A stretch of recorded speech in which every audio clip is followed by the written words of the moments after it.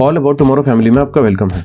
हमारे कॉन्स्टिट्यूशन में ज़्यादा कंफ्यूजिंग एस्पेक्ट्स में से एक यह है कि हमारा इमोशनल डेवलपमेंट नेसेसरी या ऑटोमेटिकली हमारे फिजिकल डेवलपमेंट को चेंज नहीं करता। हम बाहरी तौर पर 55 साल के हो सकते हैं और इम्पल्स और कम्युनिकेशन के मामले में 4.5 साल के हो सकते हैं। ठीक वैसे ही जैसे हम फिजिकली एडल्टहुड के कगार पर हो सकते हैं, जबकि अंदर से इमोशनली स्मार्ट होते हैं। अपने और दूसरों के इमोशनल डेवलपमेंट का असेसमेंट करने के लिए हम एक कंफ्यूजिंग सिंपल क्वेश्चन का यूज करते हैं जो हमारी इमोशनल एज को जल्दी से पूरा करता है। रिस्पॉन्ड करने का हमारा सिग्नेचर तरीका क्या है? जब हम इमोशनल किसी पर डिपेंड करते हैं, हमें वो डिसअपॉइंट करते हैं, हमें फ्रस्ट्रेट करते हैं या हमें होपलेस फील कराते हैं। 3 तरीके हैं जो इमोशनली इमैच्योर बिहेवियर का साइन देते हैं। हम अपने झुकाव के आधार पर खुद को 1 to 10 के स्केल पर रेट कर सकते हैं। सबसे पहला, हम रूठ सकते हैं, जिसका मतलब यह है कि हम एक ही टाइम में बहुत घबरा जाते हैं और उस व्यक्ति को समझाने से इनकार कर देते हैं जो हमें अपसेट करता है कि प्रॉब्लम क्या हो सकती है। हमारे प्राइड और डिग्निटी की इंसल्ट बहुत बड़ी लगती है। हम अंदर से इतने वीक हैं कि यह नहीं दिखा सकते कि हमें मार गिराया गया है।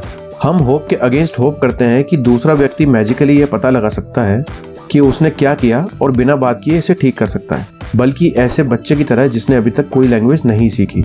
वे होप कर सकते हैं कि पेरेंट स्पॉन्टेनियसली ही उनके माइंड में आ जाए और वो बस गेस कर लें कि उनके साथ क्या हो रहा है। दूसरा, हम गुस्सा हो सकते हैं। एक और रिएक्शन डिसअपॉइंटिंग पर्सन के प्रति एक्सट्रीम और डिसप्रोपोर्शनेट एंगर है। हमारा एंगर पावरफुल लग सकता है, लेकिन पावरफुल फील करने के लिए किसी को भी ऐसे जायंट एंगर की जरूरत नहीं है। अंदर से हम ब्रोकन, लॉस्ट और अकेला फील करते हैं, लेकिन कंट्रोल हासिल करने का हमारा एकमात्र तरीका टॉर्चर्ड एम्परर की मिमिक्री करना। टेरर के एडमिशन के रूप में हमारे इंसल्ट्स और जुल्म को अपने तरीके से कोड किया जाता है। हमारा दर्द गहराई से बढ़ गया है और हम इससे कैसे निपटते हैं ये बहुत दुखद है। तीसरा, वी कैन बी कोल्ड। किसी ऐसे व्यक्ति को एक्सेप्ट करने के लिए बहुत करेज की जरूरत है जिसे हमने चोट पहुंचाई है। हम चाहते हैं कि वह हम पर अधिकार करे और यह कि हमारे लाइफ का एक एसेंशियल पार्ट उनके हाथों में है। इनडिफरेंस की हार्ड दीवार को खड़ा करना बहुत आसान है। जब हम किसी लव वंस के बिहेवियर के प्रति इमोशनल होते हैं, हम जोर देकर कहते हैं कि हमें इंसल्ट पर ध्यान नहीं दिया और हम वैसे परवाह नहीं करते। शायद हम दिखावा नहीं करते। हमारी इंजरी के टच में रहना लास्टली अनबेरेबल हो सकता है और ऐसा कुछ भी फील नहीं कर सकता जो पूरी तरह लाइव होने के भारी खतरे को चेंज कर सके। ये 3 आंसर्स हमें इमोशनली मैच्योरिटी के 3 इंडिकेटर्स बताते हैं। Number 1, the ability to explain. यह एक पावर है। डिस्क्राइब करना ईजी है, लेकिन व्यवहार में यह समझाने के लिए एक आउटकम है कि हम उस व्यक्ति से क्यों नाराज हैं जिसने हमें परेशान किया। बिलीव करें कि हम ऐसे वर्ड्स ढूंढ सकते हैं जहां हम पीड़ित होने पर अनहैप्पी ना हो, किसी तरह और किसी भी लत के साथ। हम किसी ऐसे व्यक्ति को समझाने के लिए वर्ड्स पाएंगे जिसे हम इस स्ट्रेसफुल मोमेंट में भी डीपली याद करते हैं और जो हमारा दुश्मन नहीं है। Number 2, the ability to remain calm. एक मैच्योर व्यक्ति जानता है कि सेल्फ असर्शन हमेशा फ्यूचर के लिए एक ऑप्शन होता है। यह उन्हें अश्योर करता है कि उन्हें तुरंत चिल्लाने की जरूरत नहीं है, कि वे डाउट होने पर दूसरों को ट्रस्ट करते हैं और यह कि वे सबसे बुरा नहीं मानते और फिर हमला करते हैं। मैच्योर लोग खुद से इतना प्यार करते हैं कि उन्हें शक नहीं होता कि वे किसी के पास उन्हें टीज करना और बदनाम करने का अच्छा रीजन है। Number 3, the ability to be sensitive. वे बड़े हो गए हैं और इस विचार को एक्सेप्ट करते हैं कि किसी के क्लोज होने से उन्हें चोट लगने का खतरा रहता है। वे अपनी वीकनेसेस के साथ सहने योग्य रिलेशनशिप बनाने के लिए सफिशिएंट इनर स्ट्रेंथ फील करते हैं।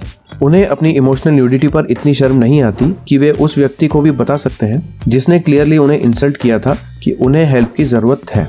अल्टीमेटली वे मानते हैं कि उनके आंसुओं में कुछ भी गलत नहीं और उन्हें किसी ऐसे व्यक्ति की सर्च करने का राइट है जो बदले में उन्हें संभाल सके। ये 3 कैरेक्टरिस्टिक्स 3 प्रमुख क्वालिटीज से रिलेटेड हैं: emotional maturity, communication, trust and sensitivity. ये 3 कैरेक्टरिस्टिक्स या तो हमें एक वार्म और कंफर्टिंग चाइल्डहुड में गिफ्ट में दिए गए थे या हमें उन्हें एडल्टहुड में हार्ड तरीके से सीखना चाहिए। यह एक फॉरेन लैंग्वेज बचपन से बोलने और उस फॉरेन लैंग्वेज को महीनों तक सीखने के बीच के डिफरेंस के समान है, एक एडल्ट की तरह। हालांकि एक कंपैरिजन कम से कम इस बात पर अंदाजा देती है कि हम कितनी बड़ी चैलेंज का सामना कर रहे हैं। हमारे पॉसिबल करंट इग्नोरेंस में अशेम्ड होने की कोई बात नहीं। हम में से कम आधे इमोशनल एबिलिटी की जमीन पर नहीं पले बढ़े। हमने अपने आसपास के एडल्ट्स को इमोशनली मैच्योर बोली बोलते हुए कभी नहीं सुना होगा। हमारी इतनी एज के बावजूद हमें तुरंत स्कूल जाने की जरूरत हो सकती है और 5 से 10,000 घंटे बड़े पेशेंस और फेथ के साथ इमोशनल एडल्टहुड की भाषा के ब्यूटीफुल और कॉम्प्लेक्स ग्रामर को सीखने के लिए खर्च करना पड़ सकता है। हमारा इमोशनल बैरोमीटर एक ऐसा टूल है जो हमारे मूड को बेटर ढंग से समझाने में हमारी मदद कर सकता है। वैसे अगर आप लाइफ में आगे बढ़ना चाहते हैं तो सब्सक्राइब बटन पर क्लिक करके थोड़ा प्यार दिखाना ना भूलें और कमेंट करके बताएं इस टॉपिक के बारे में आपकी राय।